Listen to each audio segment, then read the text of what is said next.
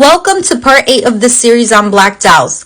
If you are new to this series, I encourage you to first watch the intro video tag below for context.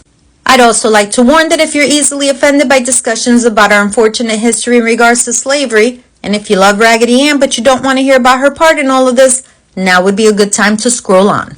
In her book, Racial Innocence, Performing American Childhood from Slavery to Civil Rights by Robin Bernstein, she describes racial innocence as a form of deflection, a not knowing or obliviousness that can be made politically useful.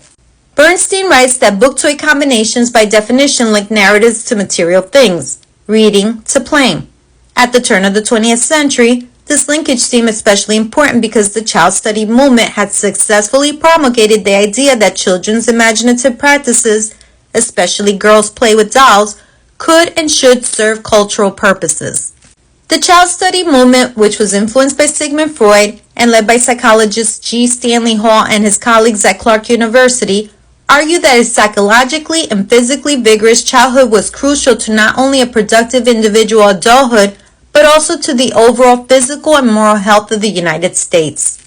Psychologists therefore encouraged parents and teachers to observe their children, especially during play, and to take notes in an anthropological style. The creator of Connecticut's own Raggedy Ann, Johnny Gruelle, was one of the thousands of parents who observed and took notes, and his notes eventually informed his Raggedy books. Alice Minnie Hertz Henninger, who founded the Children's Educational Theater on the Lower East Side of Manhattan in 1903, was among those who believed in the power of children's imaginative play as performance, literally to shape civilization. Henninger created the CET explicitly as a progressive tool. Her children's theater aimed to mold the behaviors and imaginations of immigrant and first-generation children so as to Americanize them and through them, their families. In 1918, the same year that Gruelle published Raggedy Ann stories, Henninger collaborated with G. Stanley Hall to publish a dramatic manifesto titled The Kingdom of the Child.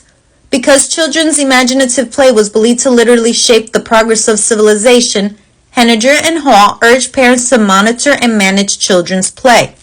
Henninger's dramatic manifesto lauded the culture power of children's imaginative play and doubled as a parental advice manual in which Henninger instructed parents to enter into the kingdom of childhood, that is, to insinuate themselves into children's imaginative lives so as to harness and channel all the vital imaginative power of the race, not through force or coercion, but rather through gentle guidance and manipulation of a child's imitative or dramatic instinct.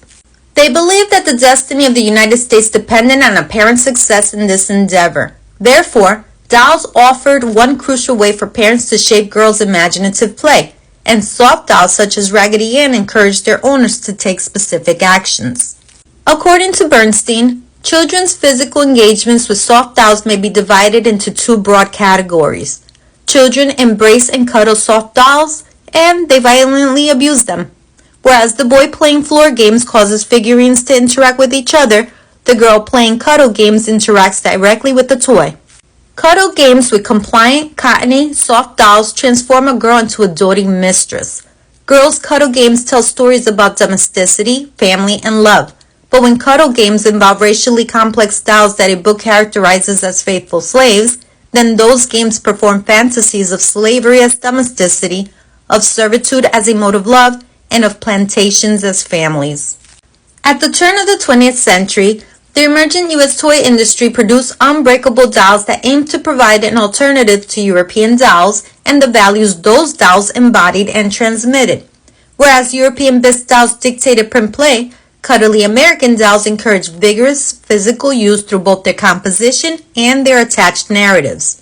For example, the Raggedy Ann doll was first mass-marketed by the Non-Breakable Toy Company, whose name announces toys' mission to accommodate violence.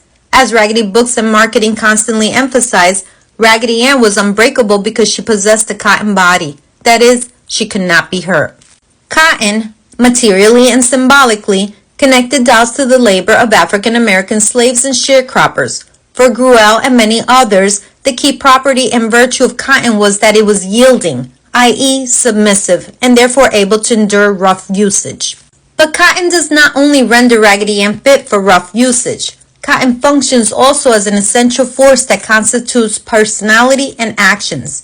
In particular, Raggedy Ann's cotton interior enables the doll to move endlessly without tiring, and she always maintains a cheerful attitude. In Raggedy Ann's story, she says, "If my head was not stuffed with lovely new white cotton, I am sure I would have ached with the worry." In this narrative, cotton prevents worry and renders Raggedy Ann impervious to pain. Therefore, abuse cannot harm her. Nice, clean, white cotton. Here, and in many other passages, Gruelle reminds his readers of Raggedy Ann's foundational material, and the phrase itself encapsulates the doll's racial contradictions and alibis.